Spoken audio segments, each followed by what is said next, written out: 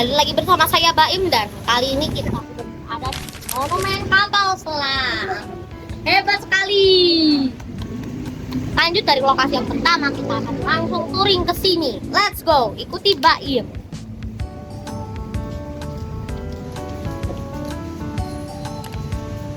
Sekarang kita menuju pintu masuk utama. Pak. Kalau tiketnya sudah diperiksa, baru kita boleh masuk. Makasih.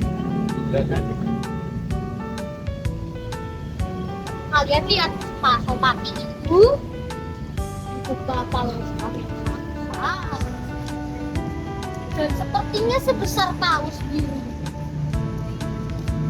Sepertinya, jadi belum tahu masuk berapa ya. Sebelum masuk ke kapal selam, di sini ada area taman yang luas dan rapi. Kapal selam ini namanya KRI Pasopati 410. Tahun pembuatannya 1952, negara asal dari Rusia, jenis SS Type, Whiskey Class, dinas di TNI AL 5 Desember 1900. TNI Angkatan Laut. Oh, TNI Angkatan Laut. Kalau dilihat dari dekat, kapal selam ini panjang banget. Panjang kapal selam ini sekitar 76 meter, lebarnya sekitar 6,3 meter, dan tingginya hampir seperti rumah 2 lantai. Monumen kapal selam ini diresmikan pada tanggal 15 Juli tahun 1998. Peresmiannya dilakukan oleh Kepala Staf Angkatan Laut Republik Indonesia, Laksamana TNI Arief Kusharyadi, dan mulai dibuka untuk umum pada 15 Juli tahun 1998. Teman-teman, let's go, kita masuk. Sekarang kapal ini tidak lagi berlayar, tapi tetap punya tugas penting sebagai tempat belajar sejarah. Saat naik tangga hati-hati, ya, apalagi jika kamu kesini di malam hari. Yuk, sekarang kita masuk ke dalamnya. Wow, sempit banget. Bayangin, ya, dulu para prajurit tinggal di dalam ruangan seperti ini berbulan-bulan. Semua pintunya rapat supaya air laut tidak masuk. Kapal ini pernah ikut dalam operasi militer penting Indonesia yang disebut Operasi Trikora. Trikora adalah singkatan dari Tri Komando Rakyat. Operasi ini terjadi sekitar tahun 1961 sampai 1962. Tujuannya adalah untuk memperjuangkan wilayah Irian Barat agar kembali menjadi bagian dari Indonesia. Ini dia ruang torpedo. Torpedo itu senjata laut yang digunakan kapal selam untuk pertahanan. Torpedo disimpan di dalam tabung panjang ini. Di sini, kita dijelasin tentang cara kerjanya torpedo tersebut. Jangan lontarikan Baim. Ayo silakan Mbak Im masuk. Enggak. Siapa tahu bisa ditembakkan ke dalam. Ini torpedonya. Jadi ini jamurnya Ya. dimasukkan ke dalam. Betul, diangkat pakai 2 crane atau 2 rantai ini. Oh, ini ya. Karena Nih. berat. Ini 1,9 ton soalnya. Oh, Berat. Diangkat pakai crane. Crane. Dibantu dorong 14 orang Untuk masuk ke pasin ke dalam. ke dalam ini. Baik. kalau orangnya kurang dari 14 orang nggak bisa nembak ya? Berat. Oh, bukan tidak bisa menembak, Kak.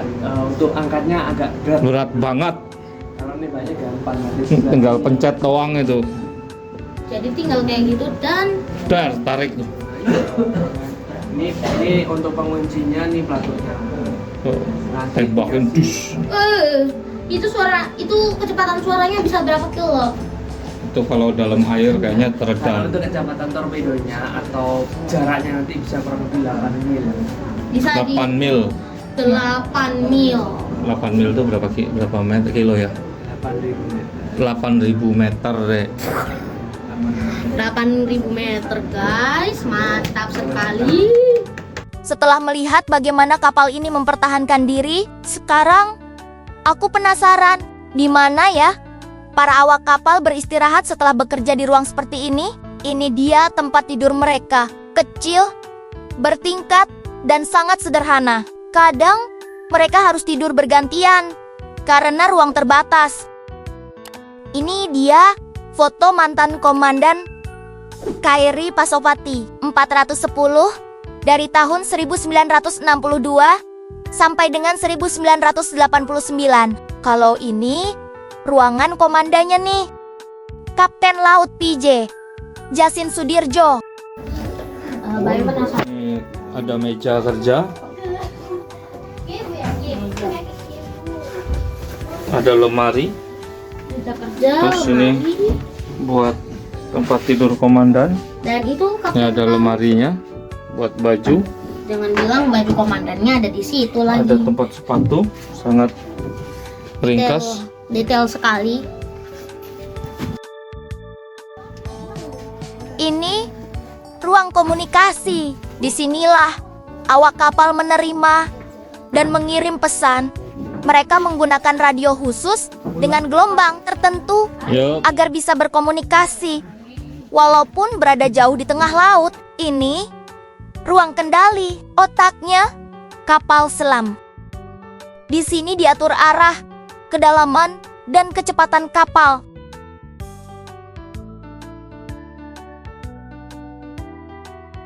Dan ini periskop. Dengan alat ini, awak kapal bisa melihat permukaan laut tanpa muncul sepenuhnya. Ini adalah giro kompas. Berbeda dengan kompas biasa yang menggunakan magnet, giro kompas bekerja dengan sistem putaran cepat untuk menentukan arah utara sejati. Snorkel memungkinkan kapal tetap berada di bawah permukaan air, tetapi tetap bisa menghirup udara dari atas. Udara itu digunakan untuk menjalankan mesin diesel dan mengisi baterai.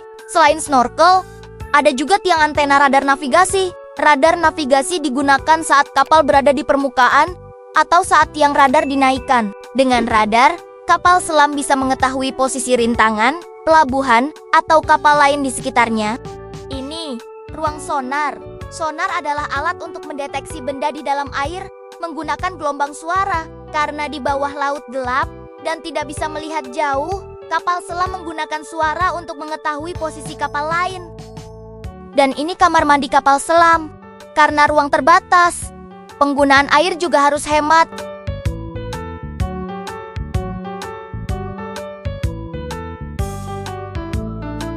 Setelah tahu arah dan posisi, kapal perlu tenaga untuk bergerak. Mesin diesel digunakan saat kapal ini berada motor di listriknya, permukaan. tadi baterainya Sekarang kita diesel. sampai di bagian penting. Ini motor Saat listrik. kapal menyelam. Ini disebut Ini motor ekonomi. Motor ekonomi adalah supaya motor ekonomi listrik negara khusus bisa yang berputar, digunakan enggak. saat kapal ingin bergerak pelan dan senyap. Karena menggunakan tenaga baterai, suaranya jauh lebih halus dibanding mesin diesel. Motor ini digunakan saat patroli atau ketika kapal harus bergerak tanpa terdeteksi. Semakin pelan kapal bergerak, semakin jauh jarak tempuhnya di bawah air. Jadi, motor ekonomi membantu kapal tetap hemat energi, sekaligus lebih sulit didengar musuh.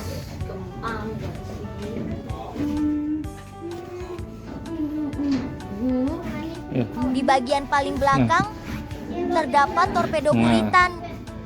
Tadi di depan kan ada torpedo juga tuh. Nah, ini torpedo juga. Bukan torpedo yang itu, tapi ini torpedonya buat misil. Sama. Cuman ini buat kalau ada musuh dari belakang dia tembak pakai ini. Oke. Namanya torpedo buritan. Let's go, kita keluar. Nih, nah ini pintu keluar masuk. Orang keton. Iya. Pintu keluar masuk ABK. Digunakan sebagai pintu keluar. Kita akan melihat bagaimana kapal selam ini bertugas menjaga laut Indonesia. Setelah melihat semua bagian kapal, sekarang kita menonton film sejarah perjuangan kapal Oke. ini. Jangan bercanda. Oke, video. bagian dari video yang kemarin. Nah, kita akan menonton guys. Serius banget gak sih?